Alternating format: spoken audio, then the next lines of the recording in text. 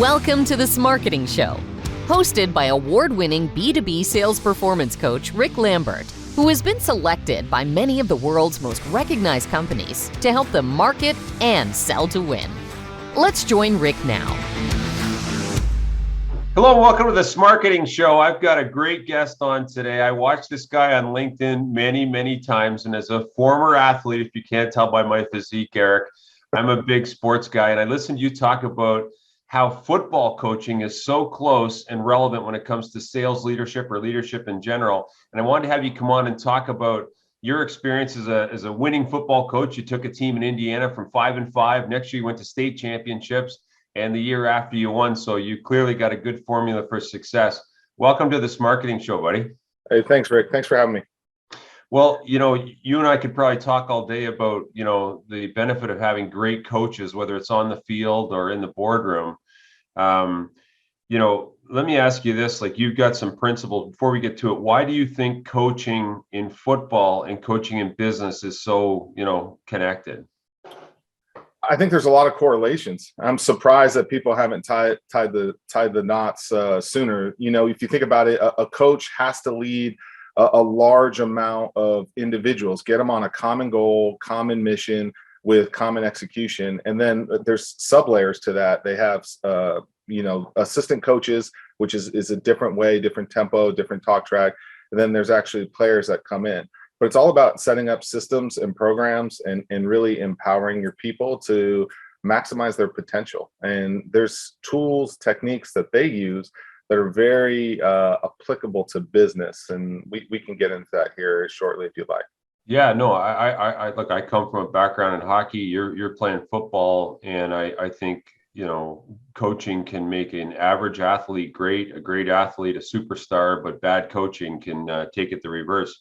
So, one of the things you talked about before was the importance of fundamentals. And, in our Sell to Win, we run sales practices because I believe people say they can do the fundamentals, but it's that repetition. One thing you told me that I think is very relevant when it comes to coaching is you don't practice in the locker room. Maybe you could talk to that as it relates to business and football. Yeah, I mean, don't assume results. And so often than not, we get in a meeting, we get in an environment, and we don't create an environment for learning. And if you think about it, I always ask any leader, hey, tell me an environment that you created for learning and an environment that you create for performing. And if you can't clearly define that, then you're always basically practicing, on your clients in essence. And so I think that getting outside of your normal, routine, maybe even structure just one meeting solely for just practicing so you can rep and repeat. I mean, if you're not comfortable with something, I hear all the time, Rick, people are not comfortable talking in front of a camera. Okay, how often are you doing it every day? I promise you, if you start doing it every day, rep and repeat, you'll become very good at doing whatever it is that you're moving forward. It's just fundamental knowledge. And so the concept there is don't assume results. Hey, we don't play the game in the locker room, mimic game-like positions, game-like atmospheres in other aspects, in other environments. In hockey, I can remember in the dressing rooms, coaches would go over formation for power play, breakouts, etc. But to your point, once you get on the ice or on the field, like all of a sudden you got resistance, you've got different elements, and it's so important to do it as opposed to just talk about it. And I think, I go back to, why our events, I don't run sales training events because I think it's a little disrespectful, candidly, to a lot of salespeople. I run what we call sales practices because I challenge them and say, okay, we're just going to do fundamentals today, objection handling, how you would, deliver a prospecting talk track, etc. And people wince at it, but you know what? Until they actually start to do it, they don't realize, I'm not that good at it. And that repetition that comes from football. I mean, you guys must run play after play after play to make sure they got it. Well, Rick, what you just said there is, I think, is so critical. It's like, I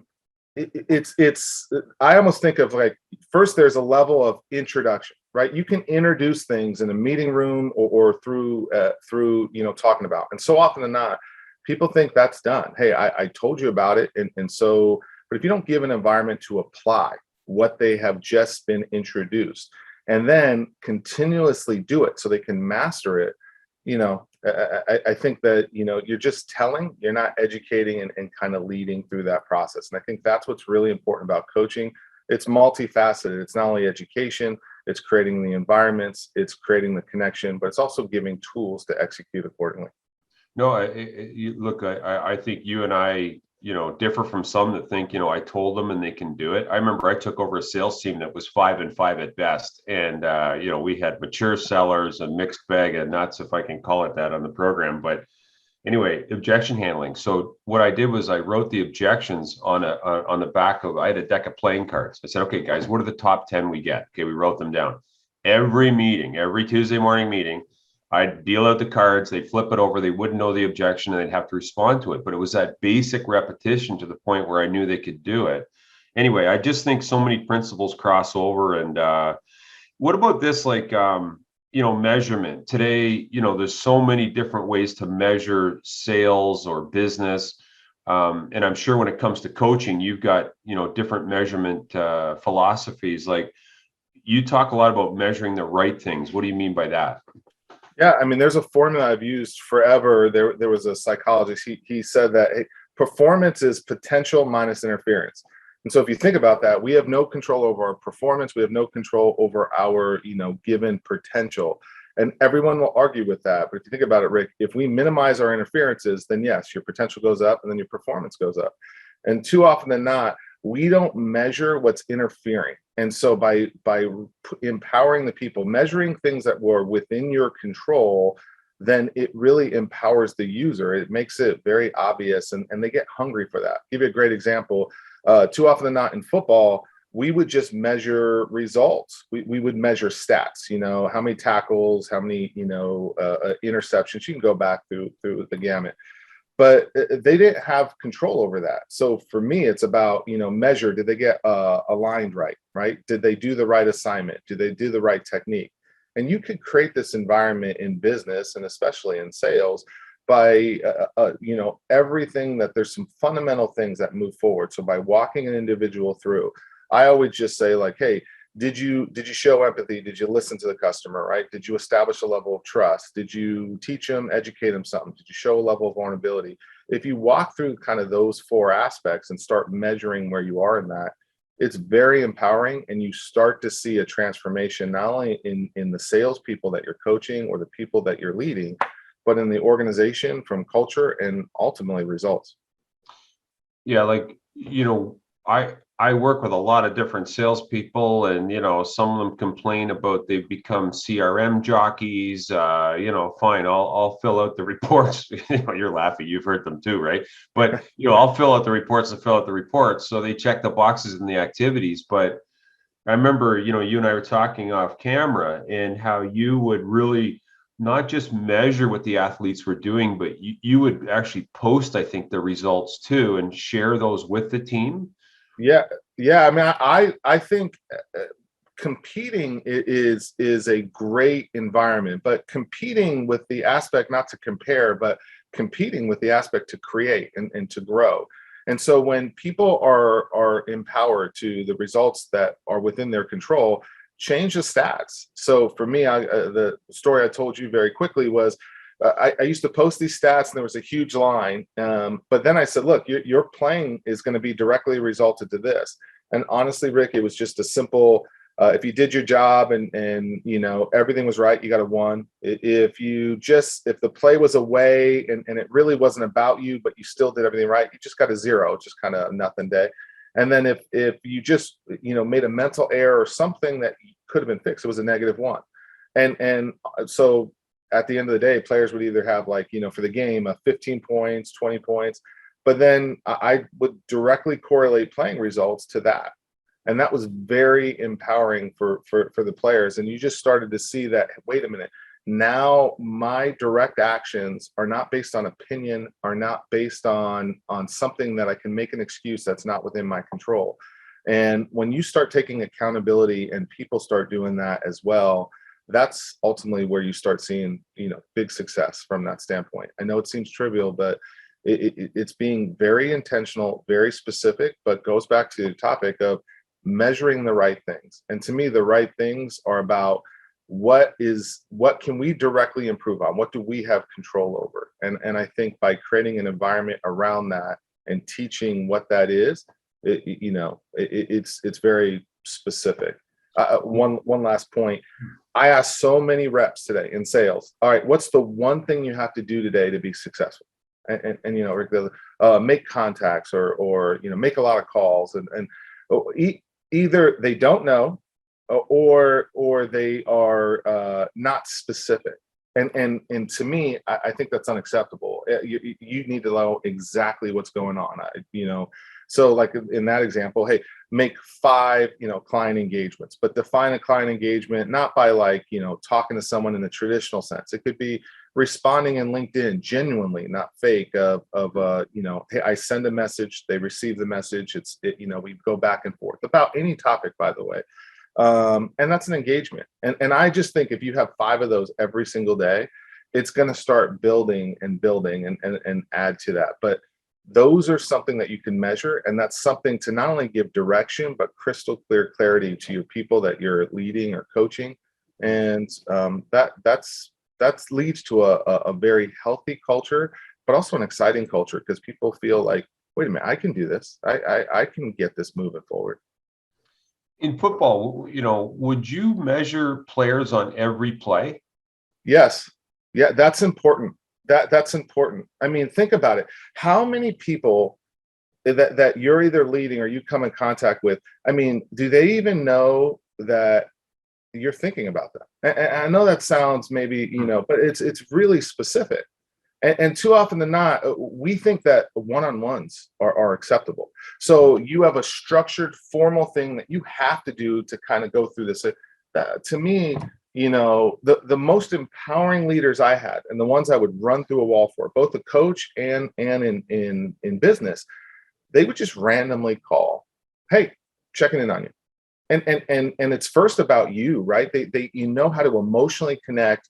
But then once they've earned the right because of that, then they can really speak truth. Tell us what we need to hear, not necessarily what we want to hear. And too often than not, we're not invested enough as leaders. And I just call it selfish leadership. And I'm leading this pack right here because, human nature is you get caught up in your day, and that's unacceptable. Your most important meeting ever is going to be developing your team, your team meetings. It's about connecting with your people each and every day, but it's about truly caring for them at an individual basis. There's a saying, people don't care what you know until they know how much you care. And it's true. I mean, it's absolutely true. And if you can connect from that standpoint, then you start to understand more of the interferences, Rick, to maximize the performance.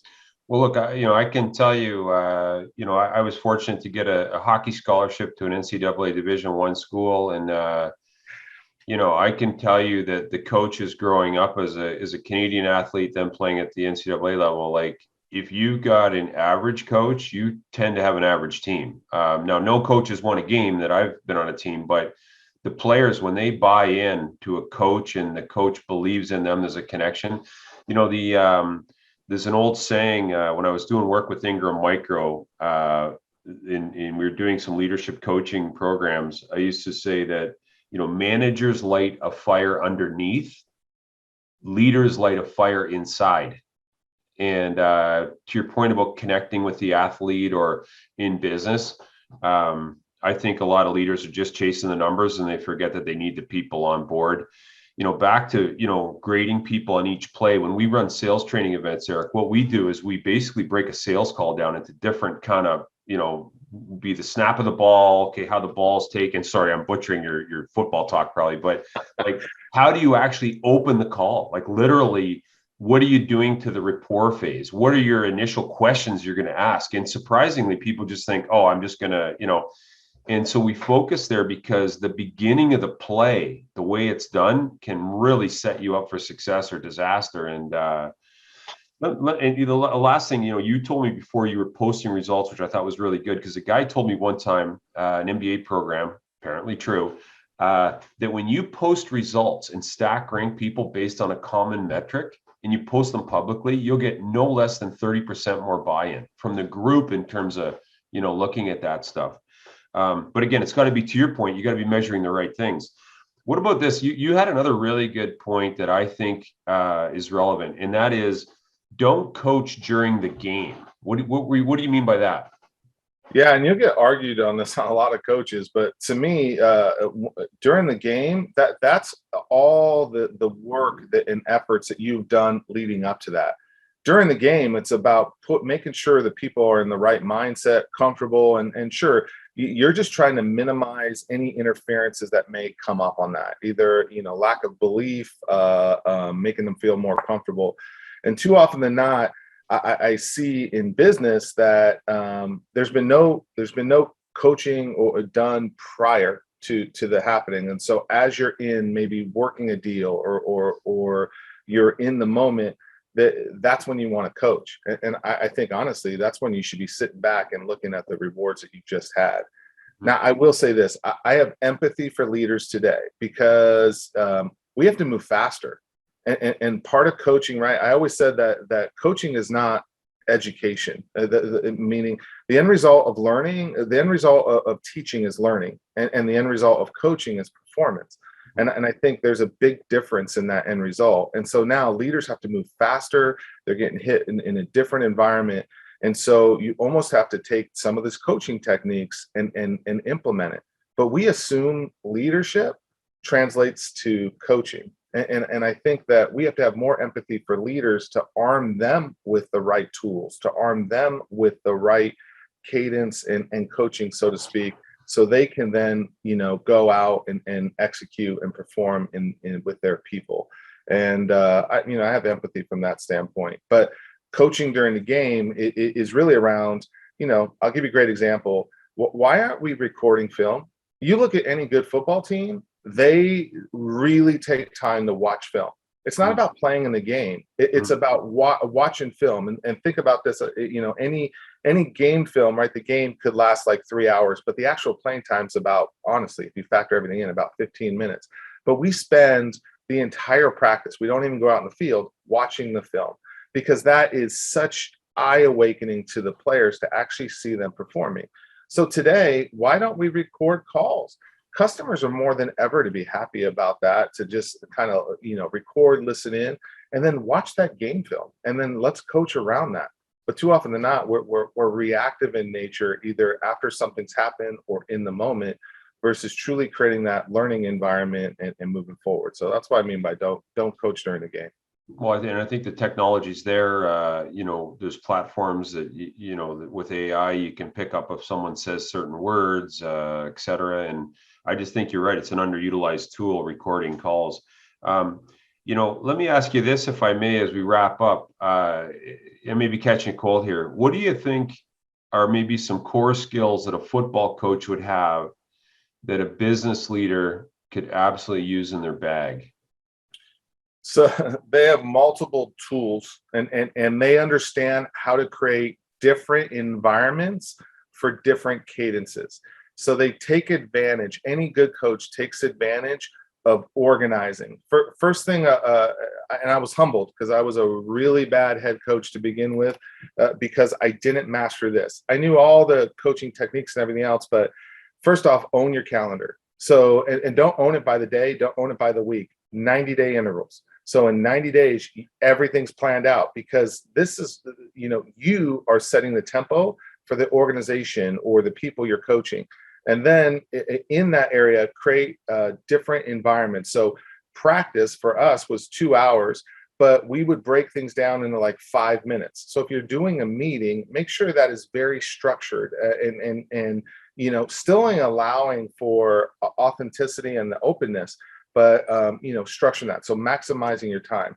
And then tools. Like I think like a CRM, to me, people would talk about, like, if you ask, hey, what sort of tools do you use in your business? And people typically go to systems or technologies. But I think by applying things differently, they become a tool. Like, I laugh because we have these, presentations. But I mean, there's a conversation around that. So just even in your content, have a conversation deck, have a learning deck, and then be able to go out and have that. So by just creating, owning your calendar, learning about tools is critical. And then the last piece is, really empowering the people below you. A head coach is only as good as their staff. And your staff shouldn't mimic you. Your staff should challenge you. And too often than not, we don't have the right staff around us to be truly effective with the amount of work we have to do today. Yeah. I couldn't agree more. The assistant coaches have to come with a different cartoon character than the head coach. And that's what makes great teams champions. And, you've obviously led a championship team.